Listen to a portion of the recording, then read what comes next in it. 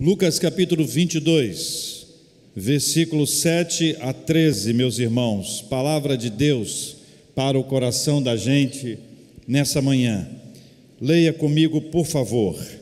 Chegou o dia da festa dos pães asmos, em que importava comemorar a Páscoa. Jesus, pois, enviou Pedro e João, dizendo: qual foi a fala de Jesus Cristo para Pedro e João? Ide preparar-nos a Páscoa para que a comamos. Eles lhe perguntaram: onde queres que a preparemos? Então lhes explicou Jesus. Qual foi a explicação dele? Ao entrardes na cidade, encontrareis um homem com um cântaro de água. Segui-o até a casa em que ele entrar, e dizei ao dono da casa: o mestre manda perguntar-te: onde é o aposento no qual hei de comer a Páscoa com os meus discípulos? Ele vos mostrará um espaçoso cenáculo mobilado. Ali fazei os preparativos. O que diz o versículo 13?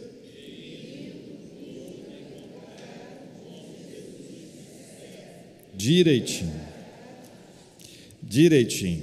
Eu quero ler para os queridos irmãos apenas os primeiros versículos do capítulo 14 do Evangelho de Marcos, um texto paralelo, sinótico a esse texto.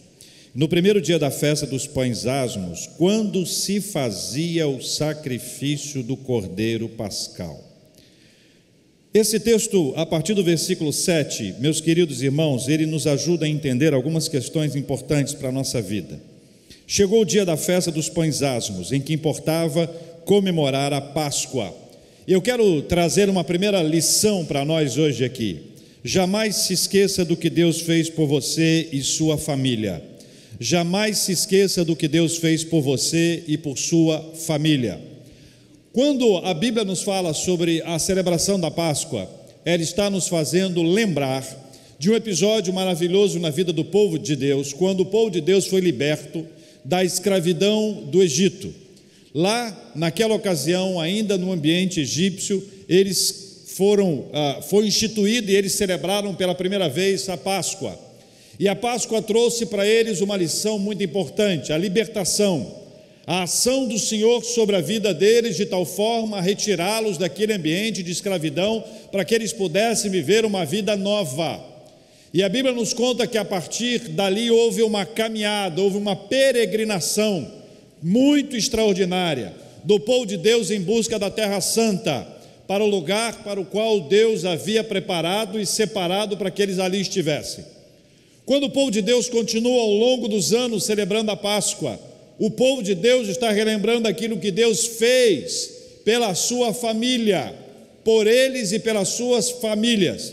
É uma longa história de gerações e gerações de pessoas que podem olhar para trás e agradecer os feitos de Deus na vida deles. Quando nós nos aproximamos desse texto e trazemos esse texto para a realidade do Novo Testamento, nós vamos lembrar o que Cristo fez por nós. E quando a gente fala sobre libertação, a primeira e grande libertação operada por Jesus Cristo na nossa vida é a libertação do império das trevas. A descrição do apóstolo Paulo sobre esse assunto é: ele nos libertou do império das trevas e nos transportou para o reino do Filho do seu amor. Pense, libertou do império das trevas. As trevas têm um império, e esse império das trevas é perigoso. Esse império das trevas é danoso. Ele produz na nossa vida uma série de malefícios, de tristezas, vai abatendo de nós a energia, vai retirando de nós a alegria, vai tirando de nós o semblante de festa e de celebração, e vai colocando sobre os nossos ombros um peso. É o peso do pecado. O pecado produz um peso sobre a nossa vida, e o pecado nos afasta do Senhor. Aí vem Jesus Cristo, ele nos liberta do império das trevas. Mas veja, não é apenas uma única ação de nos libertar do império das trevas, mas Ele nos tira do império das trevas e nos transporta, e nos arranca daquele domínio, nos arranca daquela influência, e nos leva para o reino do Filho e do seu amor. Pense nisso de forma geográfica. Estava num ponto e foi para um outro ponto, mas entre o ponto A e o ponto B, eu não tenho condições de caminhar sozinho, eu preciso de Jesus na minha vida. Deixa eu te falar uma coisa muito simples e objetiva. Todos nós lutamos contra o pecado. Se alguém aqui não está lutando contra o pecado, é porque já perdeu a luta e já desistiu, ou já está tão submerso que não consegue perceber essa luta incrível que há. A Bíblia diz que a nossa luta não é contra carne e sangue, mas contra os principados e potestades desse mundo tenebroso.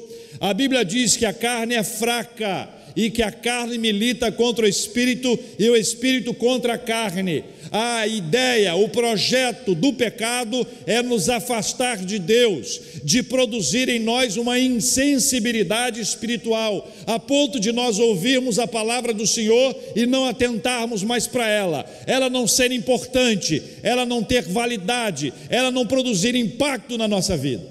Aí vem Jesus Cristo, e Ele vem para nos libertar, para nos arrancar. Ele vai saquear esse inferno, vai saquear esse lugar onde nós estamos sendo dominados pelo pecado, vai nos arrancar dali e vai nos levar para o reino do Filho e do seu amor. Por isso que quando a Páscoa é celebrada, nós nos lembramos da libertação do povo de Deus lá do Egito, mas todas as vezes que nós celebramos a Santa Ceia, nós lembramos o sacrifício de Jesus Cristo por nós na cruz do Calvário, o significado disso, o simbolismo disso e aquilo que Ele fez para nos arrancar de um domínio do pecado e nos fazer viver uma vida que glorifique ao Senhor.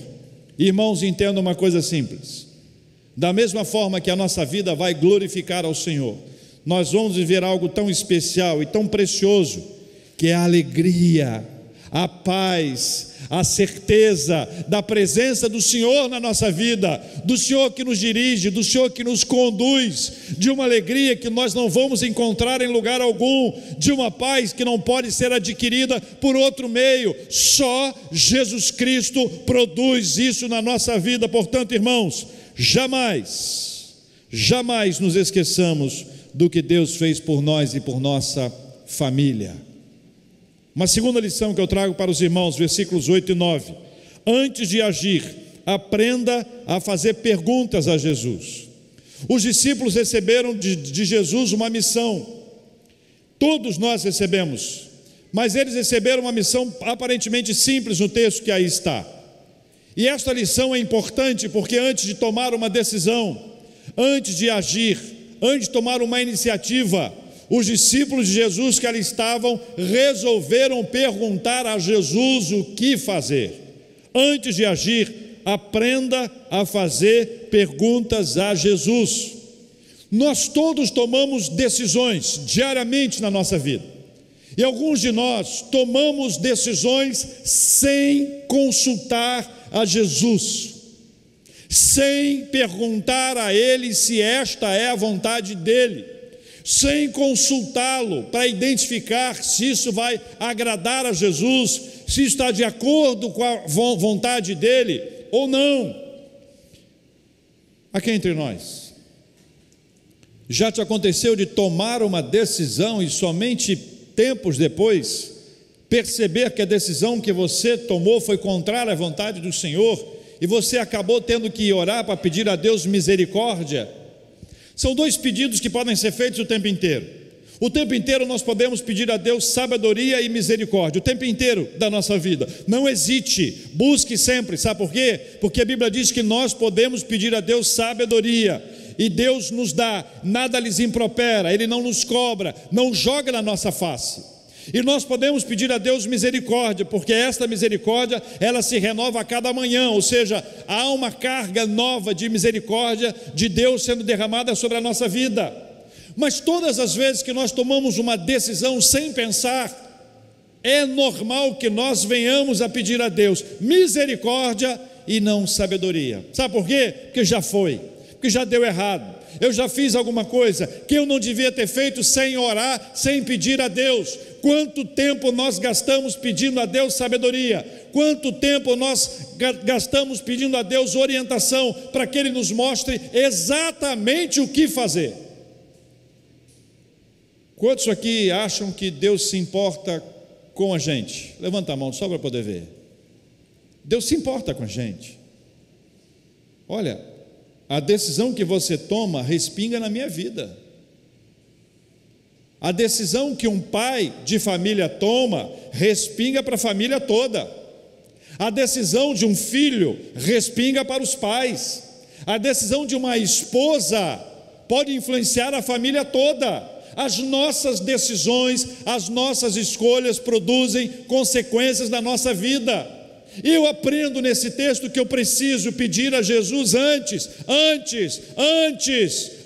de tomar uma decisão, pedir a Jesus sabedoria. Nunca tome uma decisão na sua vida sem conversar com Jesus Cristo antes. Peça a Ele sabedoria. Terceira lição que eu trago para os irmãos nesse texto, versículos 10, 11 e 12. Siga sem duvidar as orientações de Jesus Cristo. Essa história parece estranha. Jesus não diz claramente o que vai acontecer. As suas instruções são diferentes de outras instruções que ele já deu anteriormente. Os versículos 10, ou versículo 10 em diante diz: ao entrardes na cidade, encontrareis um homem. Qual é a dica que Jesus Cristo deu? Encontrareis um homem com um cântaro de água. Então eles tinham que sair pela cidade procurando um homem com um cântaro de água. Essa foi a dica. Esse cântaro de água. Achando esse homem com esse cântaro de água, o que diz o versículo 10? O que eles deveriam fazer? Seguiu até a casa em que ele entrar. Ou seja, um homem com um cântaro de água. Vai atrás dele. Siga aquele homem. E depois que eles entraram naquela casa, o que disse o versículo 11? E dizei ao dono da casa. Nem é o homem do cântaro, é o dono da casa. Qual foi a frase?